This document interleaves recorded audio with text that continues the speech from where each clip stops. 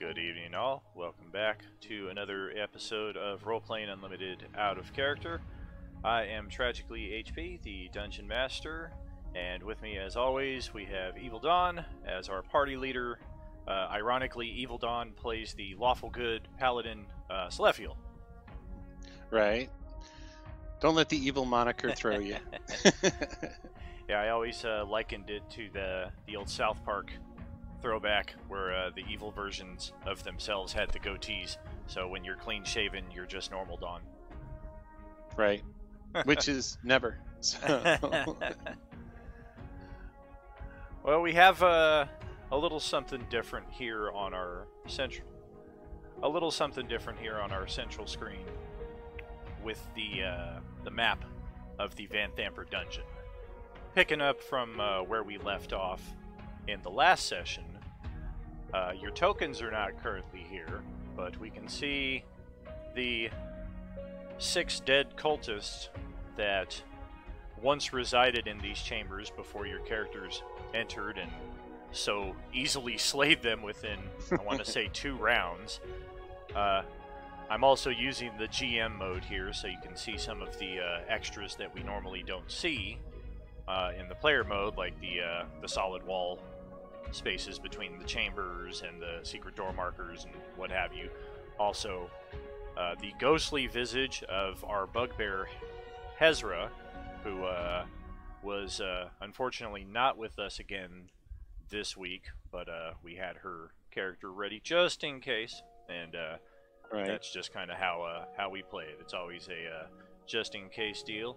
You can also see Calidor's favorite spiritual weapon in this location, and the 2 dead cult fanatics who were the leaders. And that's actually where we ended off the last session.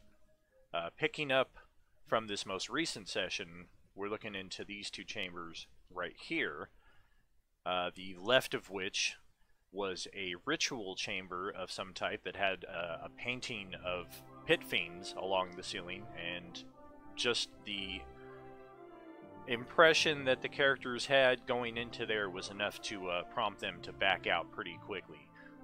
So much so that we actually didn't even see this secret door here, although in hindsight, the fact that you, Dawn, the player, spotted, hey, what's up with this wall right here? How come it looks a little different? I should have just been, yeah, your character notices a secret door there. I was sticking to your character has to be within X number of feet. Ah, okay. But, again, in hindsight, because you saw that, I should have just popped that door right then and there.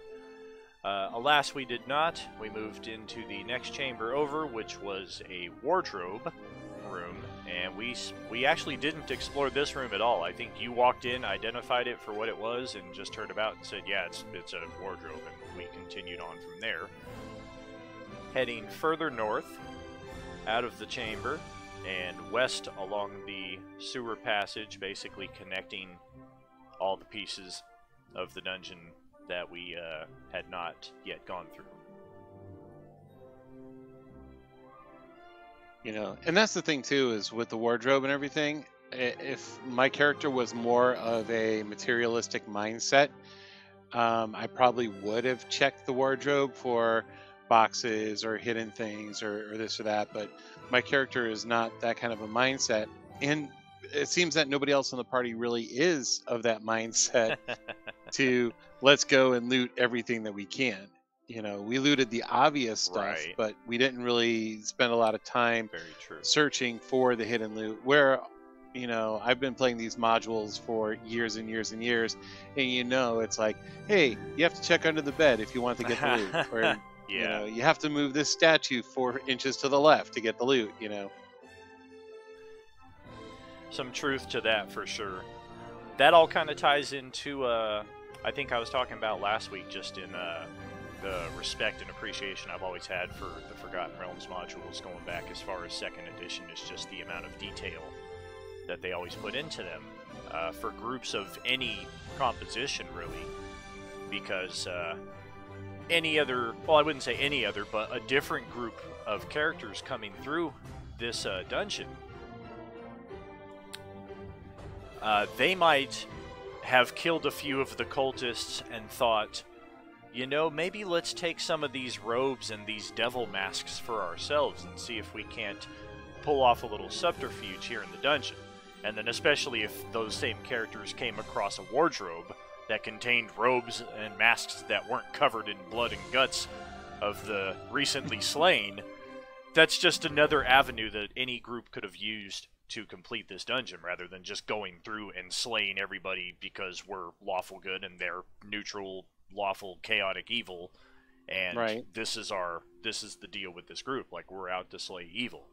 So I definitely appreciate the level of detail they always have in there, even though most of it never sees the light of day with any given group, because just the nature of how groups are and the nature of the time limitations.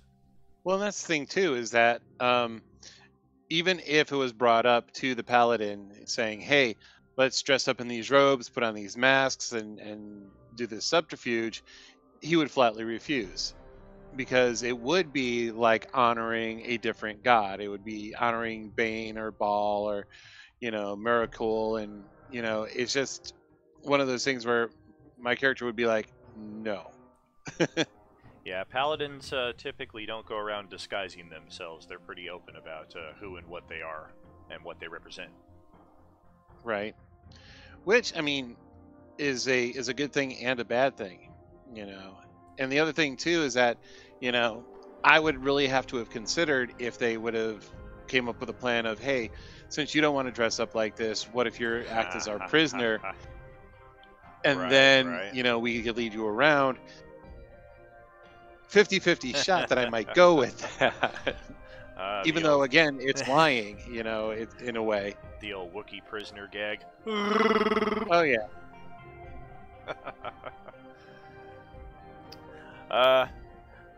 Well, just goes to show the different levels that exist in this module and the paths that we might have taken.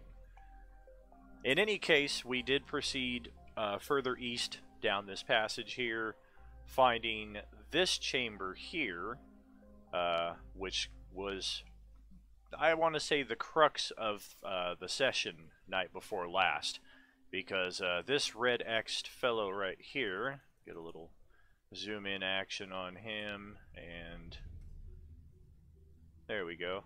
See him up a little closer in detail.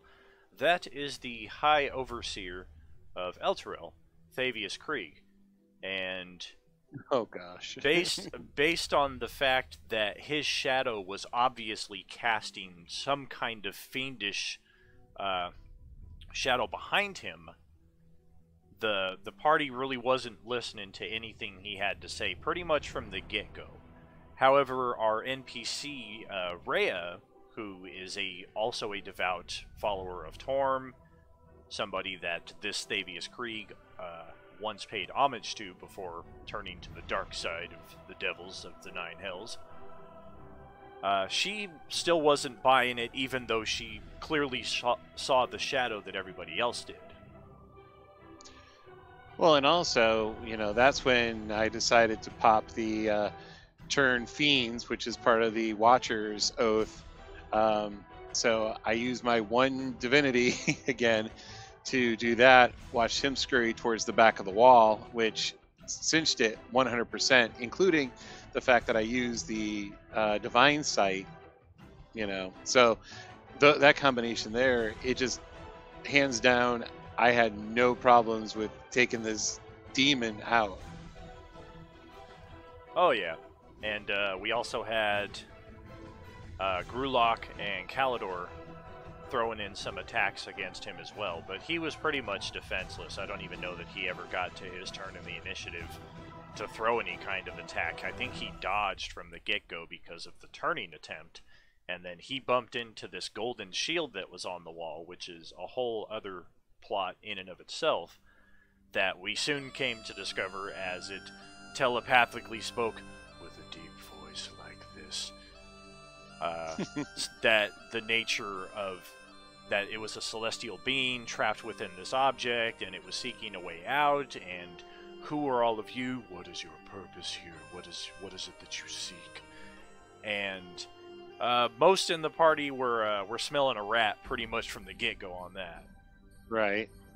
Which is another reason why I didn't pick up the shield myself. It was like, I'm a celestial trapped in a shield. It's like, but you're not really instilling any confidence in that. Yeah, whereas I think, spoiler alert for those of you paying close attention to Role-Playing Unlimited right now, our Azamar cleric, Kalidor, the player Ben, is going to be, unfortunately, having to step aside from RPU for the foreseeable future. And I think it was in that frame of mind, knowing that this was his last session as the character, that, well, if there's a cursed artifact here that somebody's going to have to chance, then maybe it should be me. Well, the other thing on that too is, a comment that you made during the game was, because I said, okay, why don't we take the shield to a temple or a shrine and have them either exercise whatever's inside of it or destroy whatever's inside. You made the comment, it's like, I've never seen a party want to give up magic items so freely. I'm like, you keep giving us cursed crap. Me? I didn't design this. I'm just giving you what it says is there. At least you found the +1 mace, because that, I don't know if James hadn't rolled that natural 1, if that ever would have came across. I don't know that anybody would have thought, I'm going to break open the statue. Well, as you know, though, we've been doing a lot of destroying of Baal and, their artifacts and everything, pulling down tapestries right. and desecrating the desecrated areas. For sure. So that probably would have been just one more thing that we would have ended up doing. Yeah, I guess I see the difference in that one is that this statue was an angelic statue. So it might have given you pause, and the fact that it had glowing eyes, you might have thought, well, this is kind of a weird thing here, and it's not representative of either of the dead three, so maybe we leave it alone. Maybe you would have explored it a little bit more and still cracked the shell around the nut, so to speak, but as it turns out... I think we would have aimed higher. As it turns out, an accidental errant swing of the greatsword cracked open that particular nut, and we have our glowing mace +1, which Celestial is now becoming more attuned with as the hours go by. And that's the cool thing too, though, is that yes, it glows and it's a +1 mace and everything, but it still doesn't require attunement. Mm-hmm. So we didn't have to take a lot of time to, oh, yeah. Try to attune to this weapon. Unlike that's shield, huge. Yeah, being able to use the mace right away, but not knowing what the properties of the shield or not being able to use the properties of the shield yet. Yep. Yeah, that could have come in handy later as we go on with the story.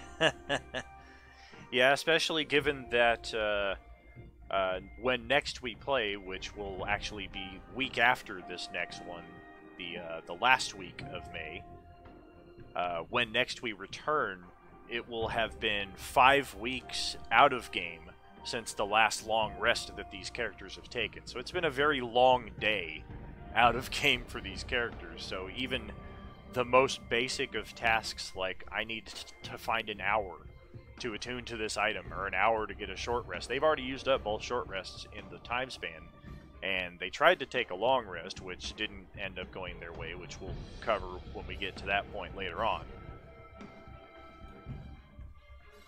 Yep, and the other thing with that too is I'm hoping that when we finally get a chance to get a long rest, that it is also accompanied by level 5. Especially after all the stuff that we've been through in that one day. Well, that's kind of the thing too, is if you backtrack the entire day, you guys woke up at level 2, and you're going to bed at level 4 at the minimum. Maybe level 5 comes after the completion of the Van Thamper angle. Maybe it still requires we're level 4 now, so exactly. I mean level 5 is the next logical progression. Oh, absolutely. It's just a matter of whether this is the milestone to achieve it, or whether you still have more adventures to conduct after that.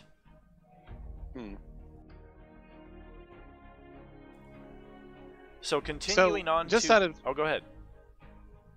just out of curiosity, though. I mean, again, we're not going to wander back down into the dungeon after our talking out of game and everything like that. Did we miss a ton of stuff, or were we pretty thorough in our investigation of it? You missed some things, but there was nothing particular that you missed. That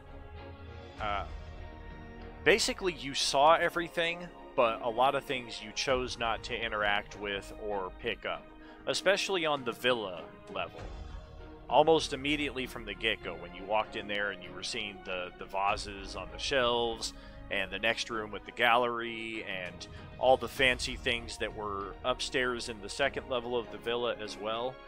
Some of those we got to, but a lot of those, they were just kind of set dressing that nobody really paid attention to beyond the initial description. Well, we weren't going to play the whole Link, break every barrel that we come across or every vase that we come across to see if we could get those extra little coins to pop out. Right, and that's essentially what it was, is you guys left some coins on the table, but there's no major items or anything like that that are still sitting behind, at least at this point. What, no Holy Avenger sitting behind? Yeah, why not? They're already sending you against helmed horrors and bearded, barbed, and spined devils and all that crap.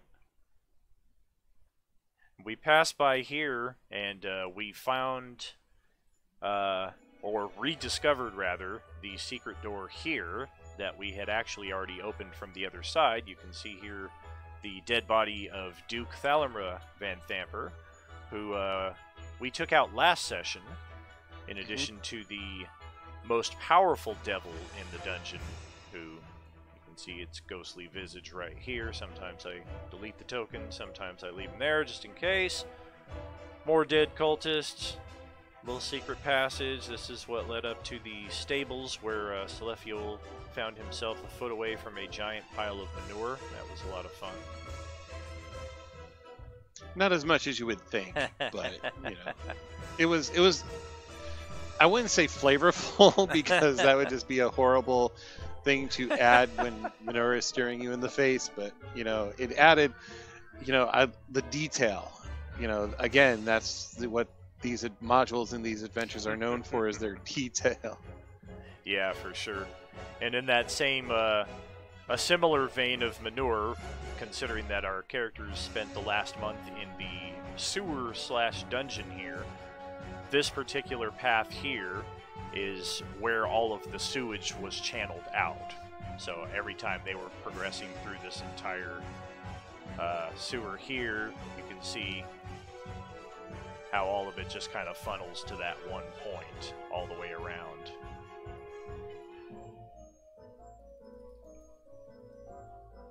Yeah, and a lot of that we tracked through pretty quickly, and we didn't spend a lot of time looking for secret doors, because a lot of them, one, we stumbled on them by accident, but the other thing too is that if we were to go step by step, inch by inch, trying to find every secret door in this place, we would be here for the next 3 months, just going that one hallway. For sure.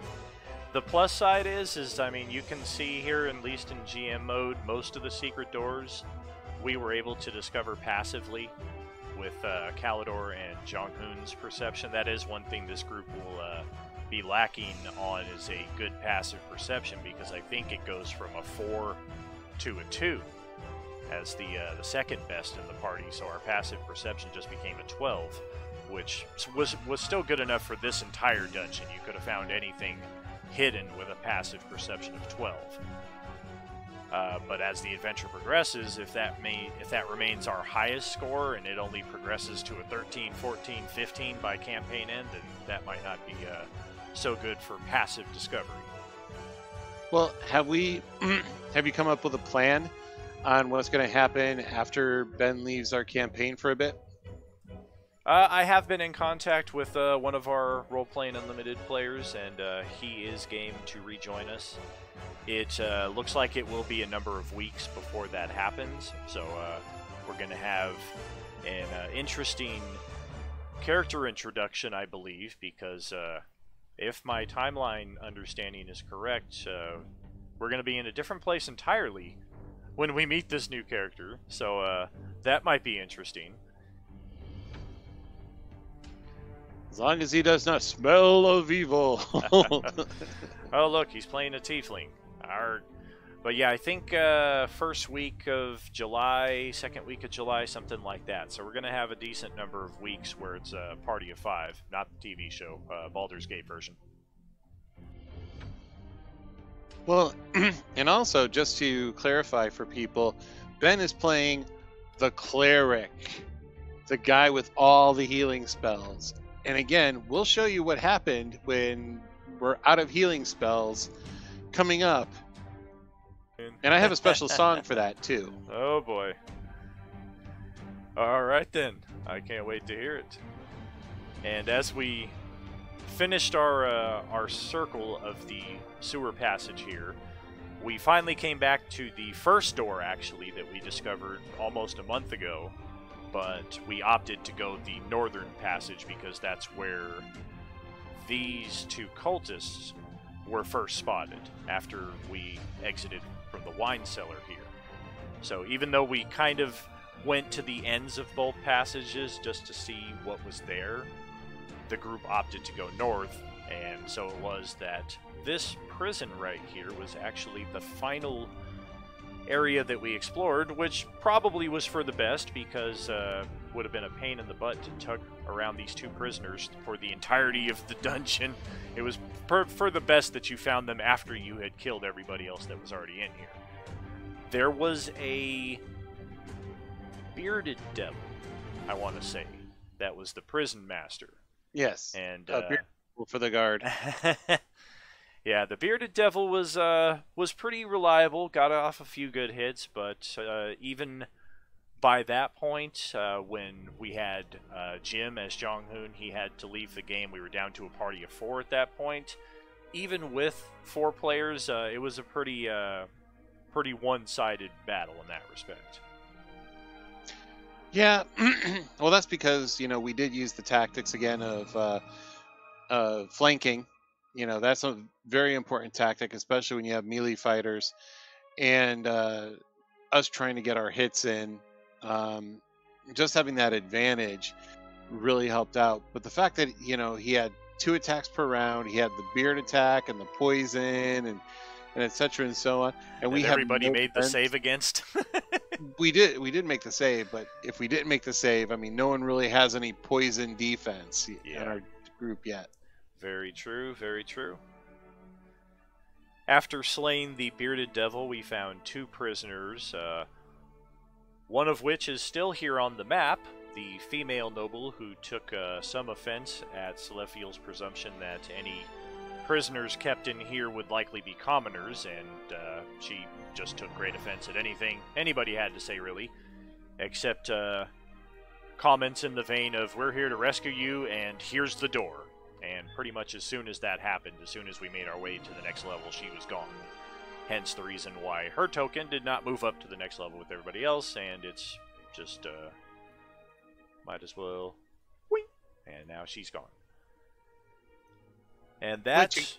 Oh, go ahead. Which I don't expect a reward. Being a paladin, I'm there to rescue people and to fight for the common good. But I'm sure right after she moved out the door, she forgot all about us. And, even if she sees us again, it's going to be like, "Who are you common folk that's standing in front of me? We rescued you." "You did? Really?" Yeah, exactly. At best, she would remember you, but just pretend that she didn't. And here we have the familiar ground level of the Van Thamper Villa. This here is actually the stables that Celestial came up from underneath. I imagine I haven't even checked this, but I'm guessing the egress is... Well, it's not even on the map. So I guess you just kind of have to imagine where the egress from that hatch would be.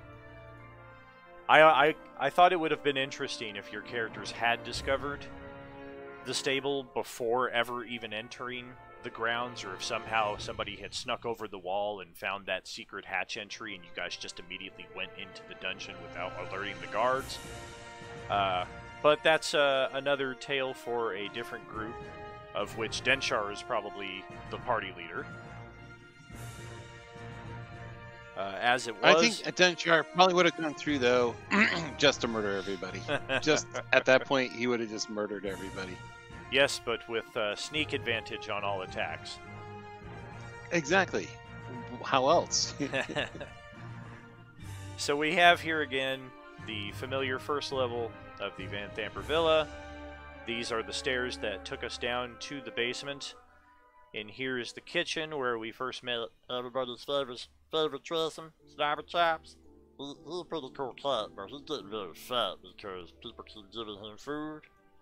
And we thought that after X number of treats, this Tressum flying cat would become so obese it would not be able to lift itself off the ground with its flight.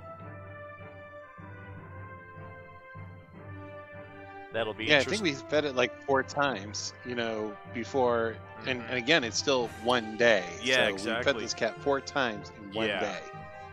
It'll be interesting to see what happens with Slobber Chops, with Kalidor out of the group, because he's the character that the Tressum has bonded most with.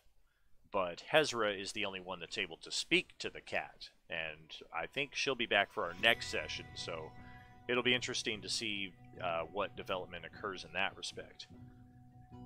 This area here, the stairs leading up to the second level, which is placed over here, and this is where all of the party tokens are. This is where we ended the night, after ascending the stairs to this landing, where these 3 guards are actually like 10 guards, I think. And this was just a bit of creative liberty on my part, because your characters, the nature of how your characters entered the villa. First, you entered the grounds, made a big hubbub in the courtyard, had a big fight, stomped around through the ground floor, alerted the servants, tied up prisoners to the trees who were shouting for help. The fact that this landing is only about 15 feet above where your characters were on the ground level, the 6 guards that were initially stationed there took it upon themselves to get some reinforcements, because once they knew your characters had gone down to the dungeon and the hours kept ticking by, and they're like, well, they haven't come back up, but neither has the Duke or any of the devils from down there, so we don't know what's going on. And it was certainly at Thirstwell Van Thamper's behest that the reinforcements were called upon, because as you can see here in GM mode, this dude is rocking 5 HP. So that's why as soon as you walked in the door, he cast his readied spell and immediately dove behind the bed, and he is not trying to have any part of any combat. That's why as soon as Kalidor got up next to him, he was just like, I surrender, please, I'll tell you what you need to know. Well, before that, we encountered the animated suit of armor. We went into that room and promptly got our butts kicked, and basically I got knocked down, but I get up again. You're never going to keep me down. I got knocked down, but I get up again. You're never going to keep me down. I get knocked down, but I get up again. So, yeah, that was pretty much my night at the end of the night. It sounds like Celestial can rename himself Chumbawamba. Yep. Yeah, we definitely, after fending off the guards on the upper landing, disposing of their bodies by tossing them down below, we did not immediately go to discover Thirstwell Van Thamper. There was assumption among the group that there's still more enemies up here, that there's still more challenges that we have to overcome, and we're running pretty low on resources. We've already used both of our short rests. We have 1 healing potion left in the group.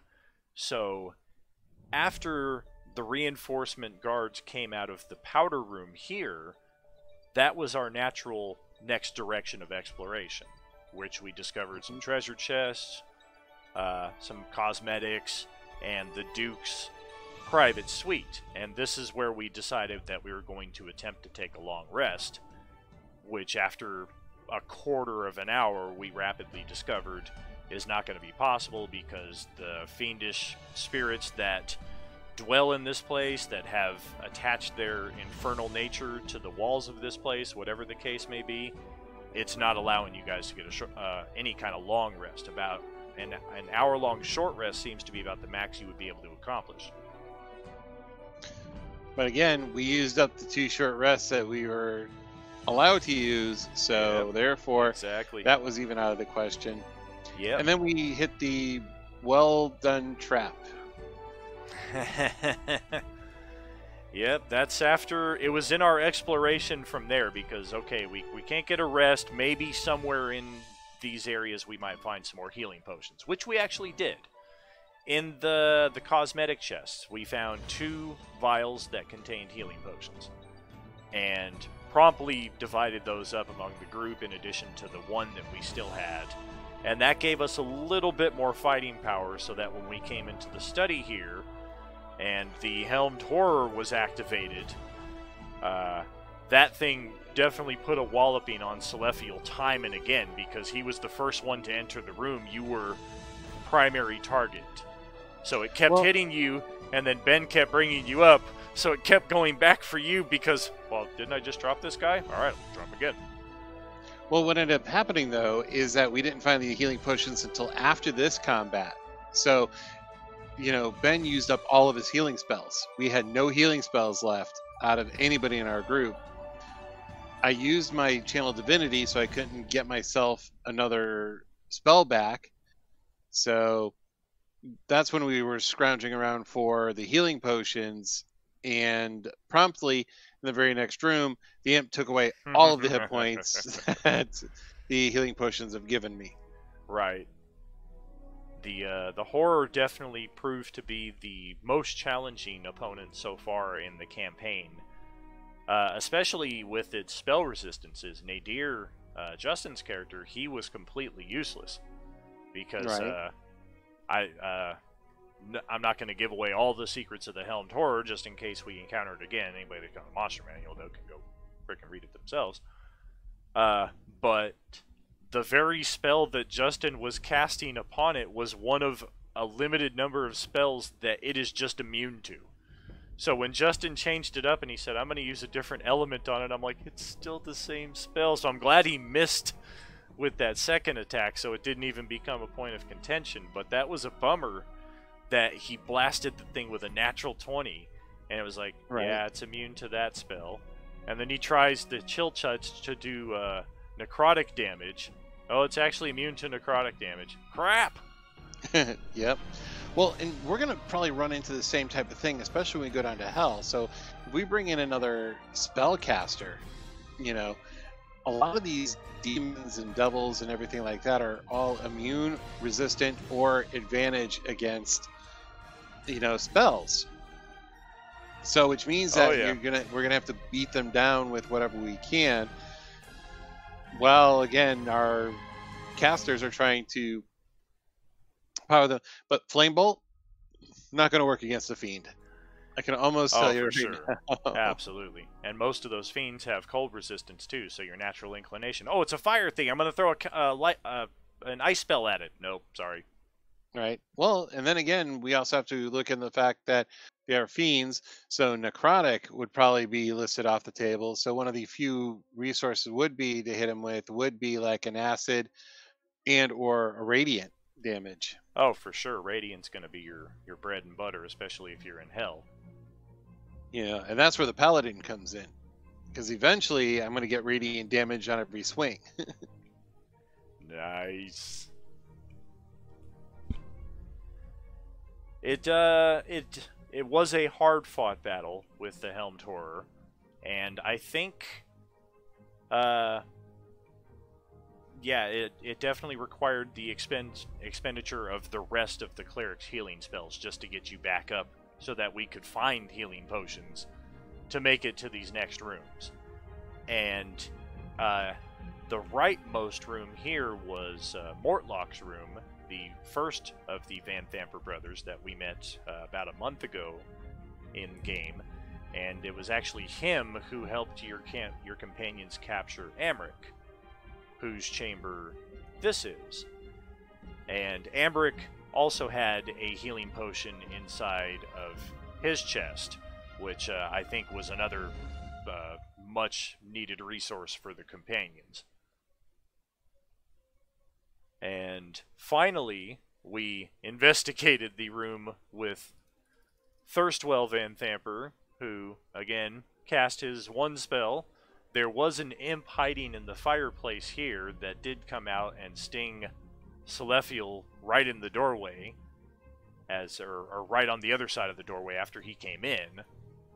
But otherwise, that imp was promptly defeated. Thirstwell was captured and interrogated, and pretty much due to the nature of the course that your characters took going into the dungeon before exploring the villa, most of the information he had to tell you, you already discovered. Oh yeah, we know your mother's down in the dungeon. We know Thavius Krieg is down in the dungeon. Right. He did have a few extra bits of knowledge. He, most importantly, had the Infernal Puzzle Box, which is going to be a very important item for the characters going forward.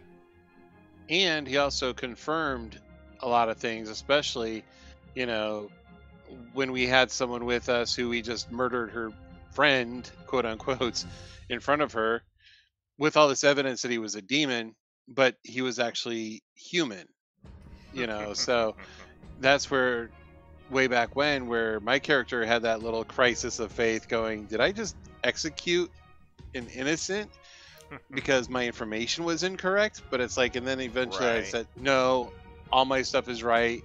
There was something in this, and, we did the right thing. Oh yeah, there's always an exception to the rule. We did capture Thirstwell. We haven't yet decided what it is that we're going to do with him. I think that's where we're going to pick up at the start of next session, and we will resolve what exactly is going to happen to our cleric in that session as well. And additionally, we have this new NPC, Fallister Fisk, who was the second prisoner rescued from the dungeon down below. And he actually works for a devil expert, a tiefling who lives in Candlekeep by the name of Silvira.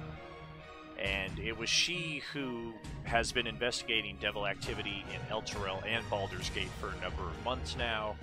She actually tasked Fallister to come to Baldur's Gate to find out what happened to Elturel. So Fallister has been investigating much of the same things as your characters, and gaining a bit more information. It was he who put your characters onto the scent of, there is this infernal puzzle box. It's somewhere in the mansion. Within it is contained a copy of the deal between the archdevils, or archdevil, and Thavius Krieg that allowed Elturel to be sucked down into the Nine Hells. And we also got information that upstairs in the attic area, there are a couple more prisoners. We didn't glean the identity of those prisoners yet, but we also got a little idea of the challenge that awaits us. And with me with 4 hit points left, it's the word challenge is kind of a misnomer at that point. Uh-oh, we've caught our paladin in a lie. He's actually rocking 7 hit points there. So I think Tyr might need to have a few words with... 7? I thought I only had 4 hit points left. Well, somebody gave you an extra 3, and it wasn't me. I didn't put extra hit points on there. Oh, I thought, great, I'm rocking 4 hit points now. Yeah, I think you're just at 7. Amric's still at 4. He's been rocking 4 hit points for a month now. Right. Well, he also hasn't been the target of all these attacks either. And yeah, we did talk about it, and it's like, yes, the paladin goes into the room first, so the paladin is going to be the one who absorbs the attacks. However, I'm better armored, in my opinion, than our fighter. And, you know, if part of the nature of being a paladin is protecting people, since we don't have a real scout type character who can be like, you know what, I can get in there stealthily, get some information, you know, and then, you know, set this stuff up. Like when we had Denshar in the other game, Denshar could go ahead in the party, be practically invisible, get into a room, Yeah, the few times the party let him do that. you know. Of course, we didn't have anybody in the party calling out, "Hey, how's it going up there?" You know. Yeah, I feel like we would have seen a lot more roster shifts in Enemier Triple G if our current Baldur's Gate party would have been accompanying Denshar in any capacity. Oh, the palette. I mean, no offense to Sean. Sean played a really good character, and he always plays good characters and everything like that. But there would be no way, you know, because he started as a bard, and then he moved to paladin. But he knew that they had an assassin, a pure evil assassin with them. You know, so to make that kind of a choice to say, okay, I'm going to be a paladin that's okay with this guy going off and murdering people for money during the adventure. It definitely also became a case of where do you draw the line? Because, okay, I accept that there's an assassin in the group. Guess what, dude? Now you gotta accept that there's a vampire. Oh, no, wait, not. There's 2 vampires. Actually, there's 3 vampires in the group. You're gonna have to accept that as well, because otherwise, how much of a hypocrite do you look like in that? Assassination, okay. Undead, possibly not of your own volition, not okay. Right. You know, so yeah, there was when you play a paladin. I mean, and when a GM allows a paladin into a game, there always has to be that the paladin has to be the center of the game. You know, because again, if you put these evil elements there, the only thing the paladin should be doing is, see ya, I'm leaving, and I'm getting reinforcements so I could come and take you guys down.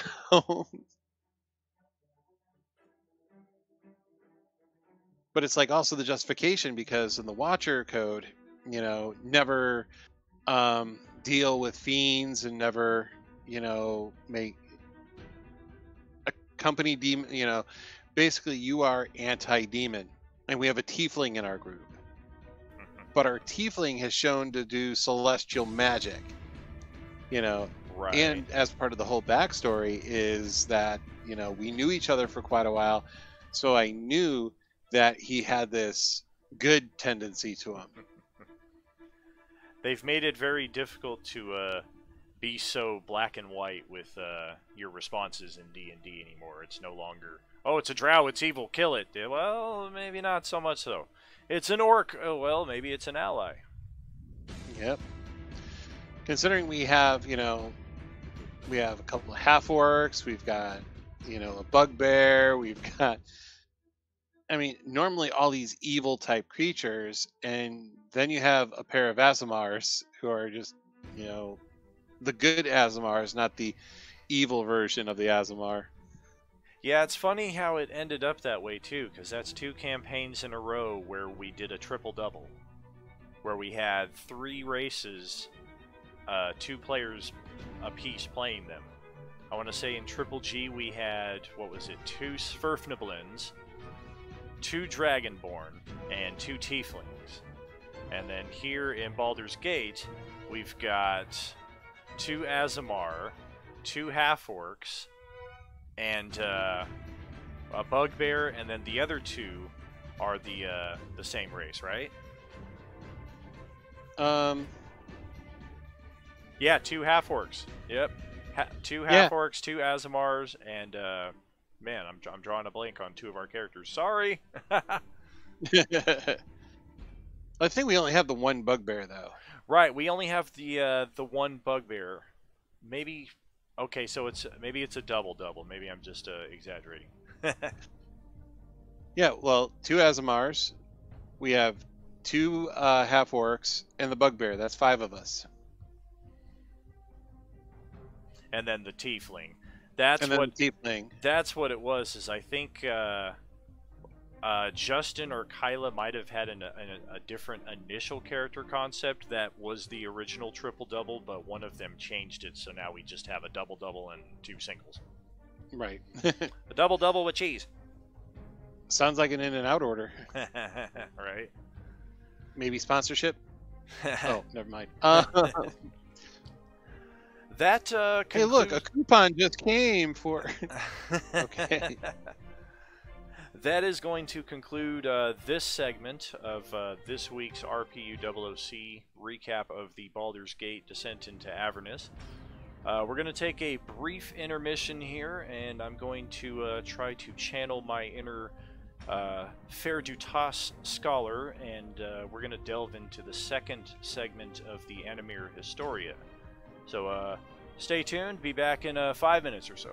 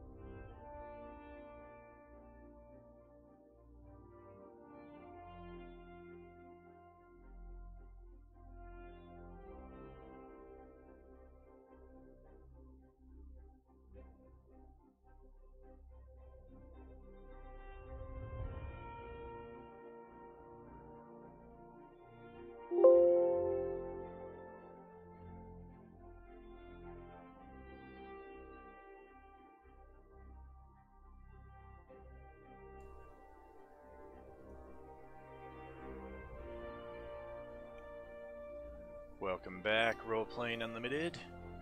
It is I, Fair Dutas, here to give you the second segment of the Enemier Historia.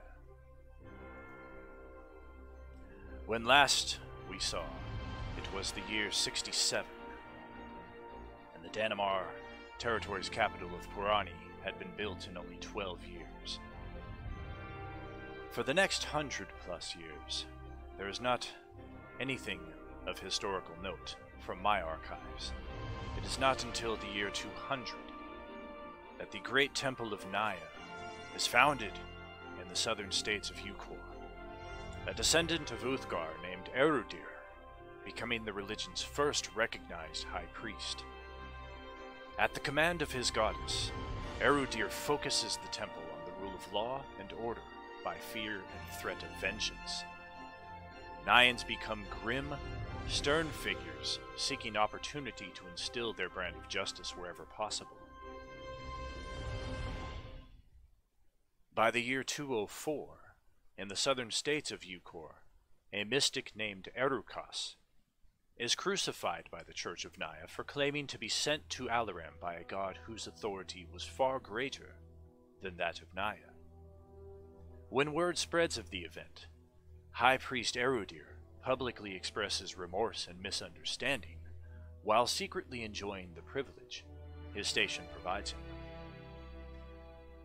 For the rest of the 200s and the 300s, from the Ukorian Empire, few details exist of these centuries, aside from records that detail territory establishments within the Ukorian Empire, further evidence of humanity's continued expansions.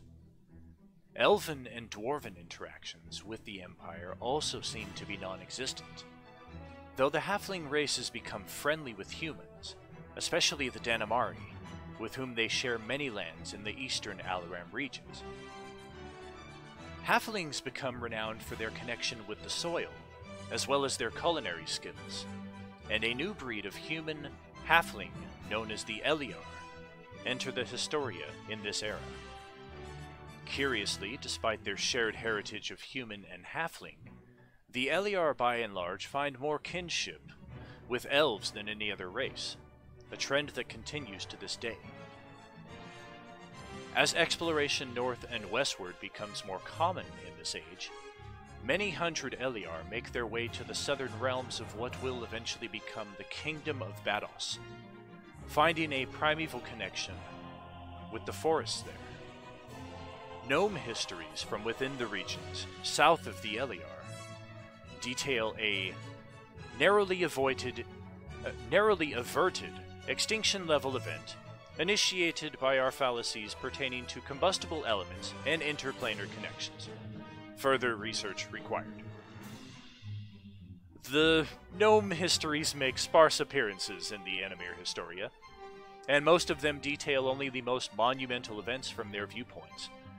The changing of leaders, birth lines, expansions, even new inventions seldom appear in the pages of gnomish histories, the race seeming to have no connection to their own past, and no real ambition for the future.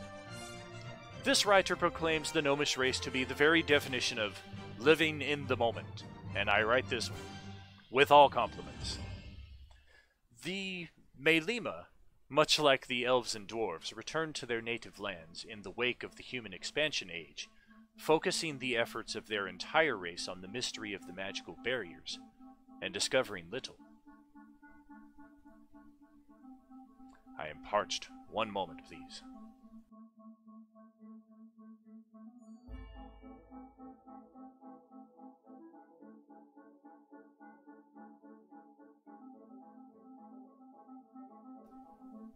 Alright, back to it.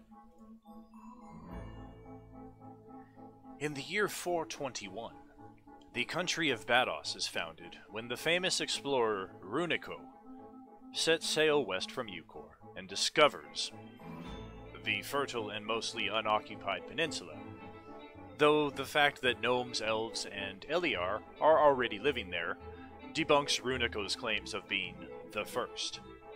He is, however, the first human to establish a settlement in the region, and many thousands more will follow in the coming years.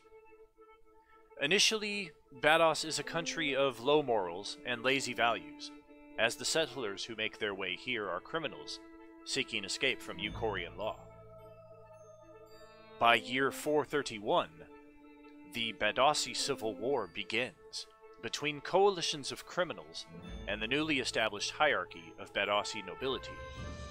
Though small in number, the criminal coalition uses clever tactics to outclass their noble rivals, and the conflict soon expands to include much of Alaram as the Euchorian Empire takes a vested interest in seeing a Badosi kingdom made reality at the end of the Civil War. Now impossibly outnumbered, the coalition enlists the mercenary aid of barbarians from the Northlands, a frozen wilderness known as Taul.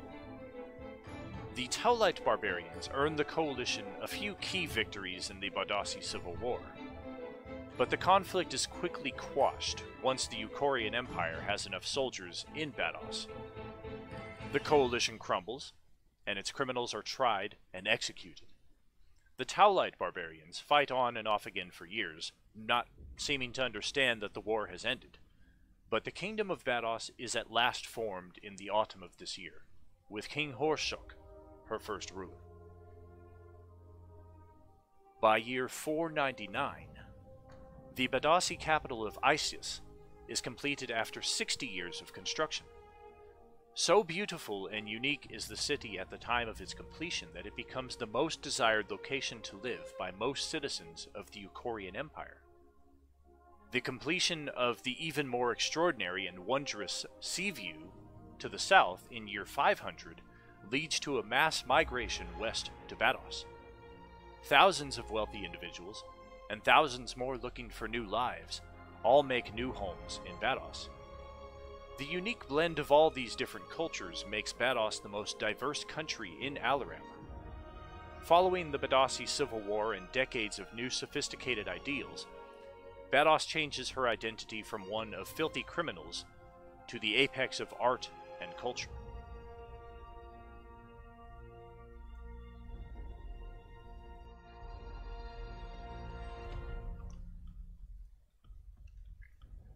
By year 525, the Dannemar territories amicably secede from the Euchorian Empire. Over decades, the mines of Dannemar had yielded countless riches to the centrality of Euchor, and rather than fight a bloody war over those mines, the Euchorian Emperor would concede the secession, blessing Dannemar's desires to expand her own culture and her own government. By year 542, after years of bloody wars, the nation of Taul becomes a recognized sovereignty of Alaram after Ragharon the Bloodthirsty unites the 79 barbarian clans of the Taulite region. Taul remains committed to her warlike nature for centuries, eventually and continually testing the mettle of neighboring Bados to the south, as well as the dwarves and wildmen to the east. Diplomacy and trade is all but unheard of with the nation, but Taul earns a reputation and a living as having the fiercest and deadliest warriors in the realms. Leaders change frequently in Taul, but after Ragharon's rage, the campaign of unifying blood wars, the clans remain united, regardless of their king, strengthening the country as a whole. By year 601, the Elrioth Bardic College of Seaview is completed. Bados becomes the center of art and culture. Even elves forego their centuries-long isolationism to explore the wonders of Badosi culture, and new developments in art, dance, fashion, music, food, and theatrics occur in rapid sequence as more and more personalities add their perspectives to the milieu that is Bados. By year 750, Varismail, a town devoted to the god Karios, is constructed in eastern Euchor. Every year henceforth, peoples who place their faith in the god of luck journey here to pay homage for their good fortune. The place earns a reputation as a lackadaisical town of layabouts, which isn't entirely untrue, but many adventurers take their first steps here as well. The town's connection to the divine realms cannot be denied, but to date none have been permitted to study the town the layabouts very touchy and superstitious about their home. By year 842, the human priest Veranor is first recorded in the summer of this year, preaching in the small town of Aesar in the southern states of Ukor. Seemingly overnight, rumors spread that Veranor is the fulfillment of ancient Naian prophecy that will herald the arrival of a new deity and great conflict. Veranor's extraordinary and never-before-seen powers of magical healing do little to dissuade these rumors from reaching the devout of Naya, goddess of law and vengeance. The messages Veranor brings to the southern lands are not well received by the Naian majority, though some converts are swayed from the Naian-centric rule that has overshadowed the southern states for centuries. Veranor is sentenced to death by Naya's high priest, but with seeming divine power on his side, Veranor flees unhindered from the proverbial belly of the beast of South Ukor into Central Ukor, where he finds untold thousands of people receptive to his words of sacrifice, grace, and mercy. Another brief parch break here.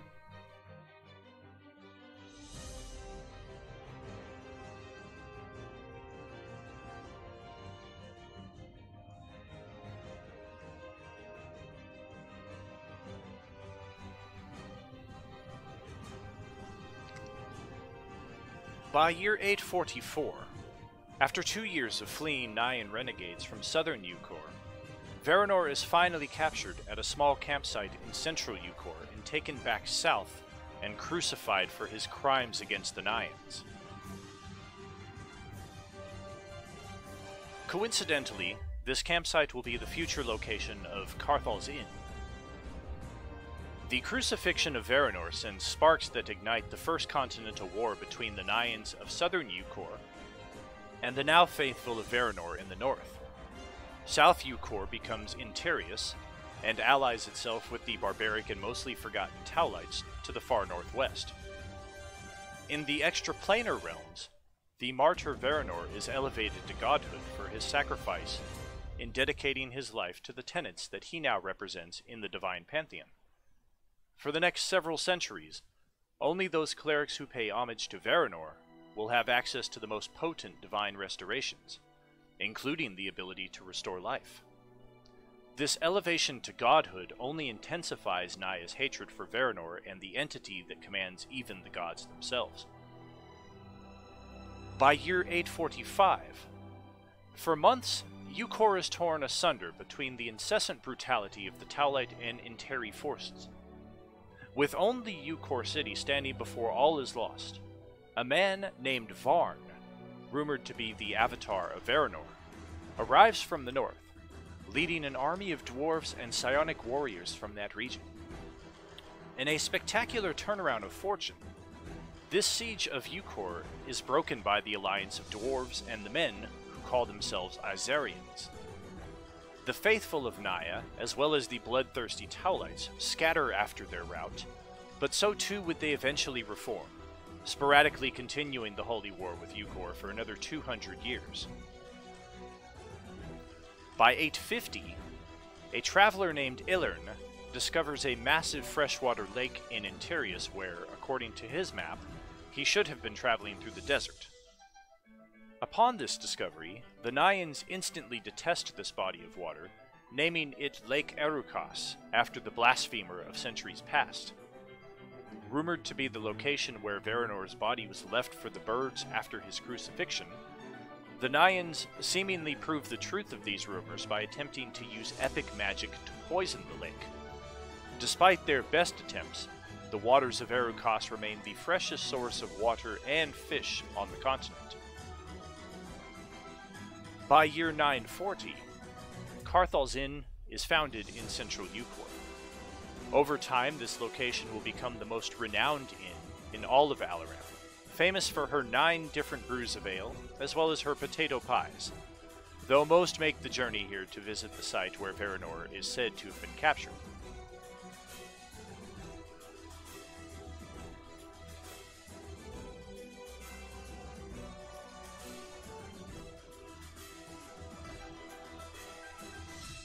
By year 976, the dwarves of the Rathagan leave the Ukor Interius War and return home to discover that their long absence has cost them much territory to vicious monsters. With no time to recover after the First Continental War, the dwarves attempt to reunite with their stranded clansfolk throughout the Rathagan and retake their lands. By year 1024, in the Rathagan, the dwarves conclude their bloody wars against the monster hordes of the wild. Horribly beaten after the long battles, the dwarves sealed themselves inside their mountain kingdom. For much of the next 200 years, dwarves are seldom seen outside the Rathagan, and no one else is allowed in. By year 1038, Danamar impresses the entirety of Alaram with newfound advances in technology, notably for increases in mining techniques, but most notably for the invention of steam power, which completely revolutionizes industry. Railways are constructed and abandoned just as quickly as technology increases faster than anyone can keep a pace with. Steam power is quickly old news within a decade, replaced by the new wonders of technomancy, a merging of Eldritch and steam tech. With technomancy, anything is seemingly possible, and Danamar sets about proving this over the next century. By year 1055, King Garrus, the most famous of Danamari kings, dies of old age. His passing is greatly mourned by not only his country, but also by many in Alaram.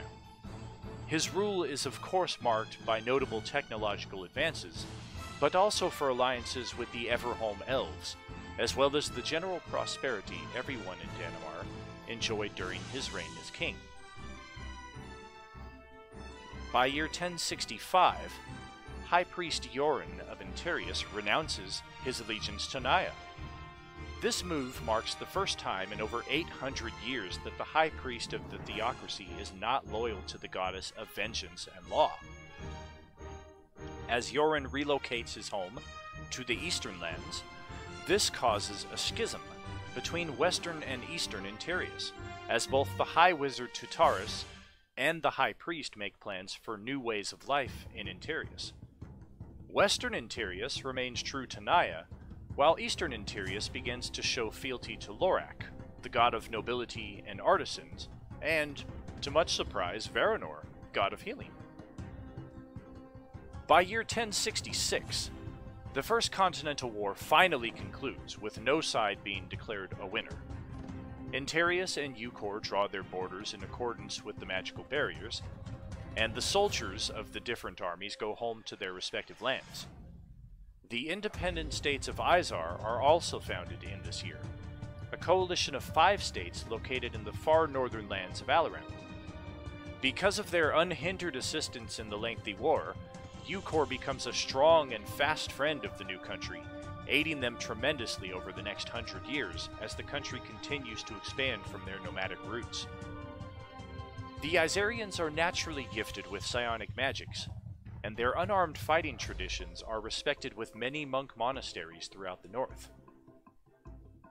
By year 1067, Interius does not wait long to wage war again, as this time the nation of Taul, their allies for over 200 years preceding this event, is their target. Waging perhaps the sloppiest war in history, the remaining Nyan Interi forces spread themselves thin in an attempt to conquer a faraway land.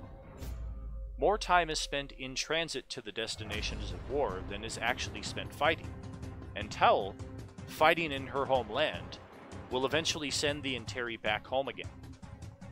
Back in Eastern Interius, High Priest Yoren and High Wizard Tutaris attempt to persuade the Nyans to call off their wars of vengeance, but over the next 2 decades, several thousand Nyan loyalists will throw their lives away in this pointless conflict.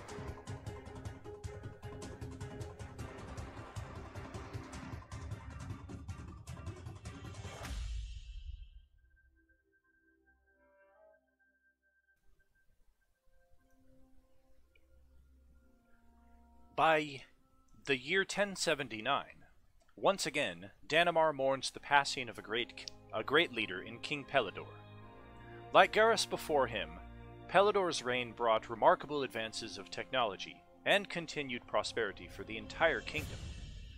Mestalon, master of the Everholm elves, even attends his funeral. Such was the respect this great king garnered. In his last words, Pelidor is quoted as having said to promise a great wealth of technology the likes of which have never been seen. 2 months later, Dannemari inventors would discover the secrets of gunpowder, changing the face of combat forever.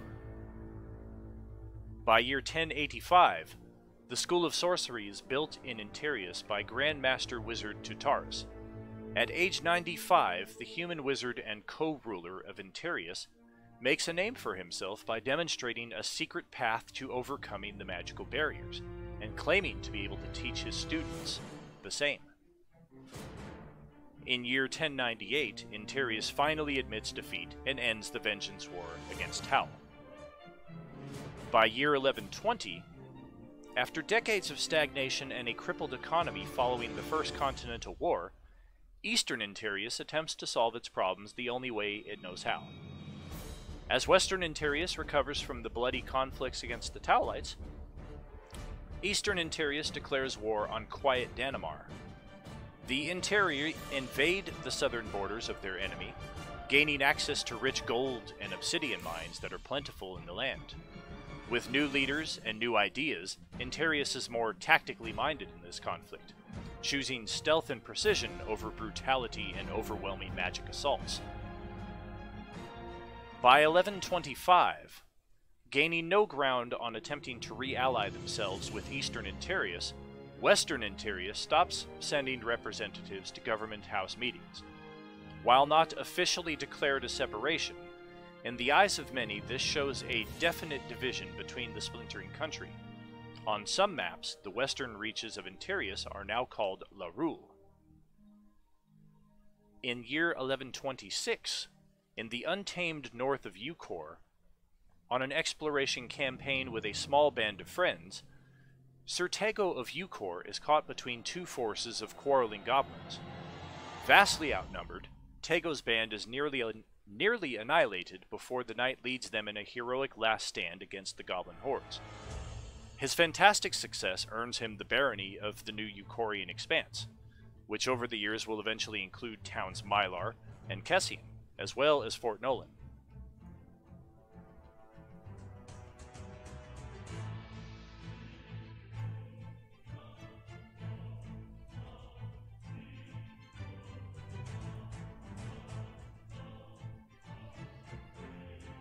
In the year 1132, the first airship is created in Dannemar, a vessel demonstrating the pinnacle of technomancy. Over the decade, the airship model will change multiple times, resulting in numerous differing models. By 1134, after years of skirmish battles with Interi forces, Carian Strongbow of Dannemar permanently slays General Hirian of the Interius armies. With no strong leadership remaining, the Nayans concede defeat and make their third retreat in the country's short history. This year also marks the death of High Priest Yoren. Yoren's successor, a cleric named Istakar, is devout of Naya. Overnight, Lorul and Interius are allies again, merging back to one country, and Veranor worship is again banished.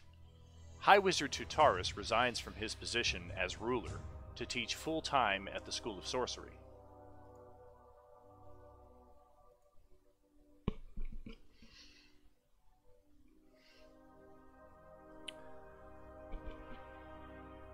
Well, friends, that's all we got for tonight. Was always a pleasure to do Role-Playing Unlimited out of character. Like to thank Evil Don for being here tonight, and hope you have a good night when you come back and see that we are off the stream there, brother. To our friends, our subscribers, our viewers, our family, everyone, much love, respect. Hope you all have a great week. Role-Playing Unlimited will be offline for this coming week for Tuesday Baldur's Gate and for next Thursday's RPU 00C. So we will catch you in the last week of the month. And have a good night all. Take care.